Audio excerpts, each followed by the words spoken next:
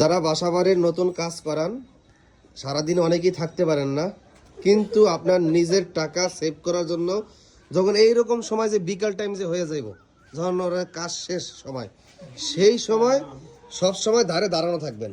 দেন এই যে এখন কিন্তু অনেক মাল মশলা মাখানো আছে, এই যে এখন শেষ সময় সবাই দৌড় দেবে, এটা করে কি, এটা ধুইয়া বাথরুমে ঢাইলা দেয়, পানির যে ঢেলে দেয়, আশেপাশে ঢাইলা দেয়, এটা নষ্ট করে ফেলায়। এখানে নাইলেও প্রায় 300-400 টাকার মাল আপনি এরকম নিজের টাকা বাঁচানোর জন্য বিল্ডিংয়ে যারা কাজ করবেন, নিজে থাইকে যদি কাজ করেন তাহলে বিল্ডিং কাজ ধরবেন, এছাড়া কাজ ধরবেন না। অন্তত প্রতিদিন শেষ টাইমে এই সময়টা থাকবেন, এই যে মাগরিবের সময়, এই সময়টা সময় থাকবেন। এটা কিন্তু খুব গুরুত্বপূর্ণ বিষয়, মনে রাখবেন সবাই। হাইসা কাম নাই, হাইসা কাম নাই, কত সত্য কিনা আলম ভাই, কত সত্য কিনা? এরকম করে না অনেকে, করে না অনেকে জসিম ভাই? হ্যাঁ, দেখছেন এমএসসিরাও শিখা যায়, করে এরকম। না, এটা সবাই কয়, সবাই করে না, কিন্তু আমি খারাই রয়েছি এটা দেখার জন্য।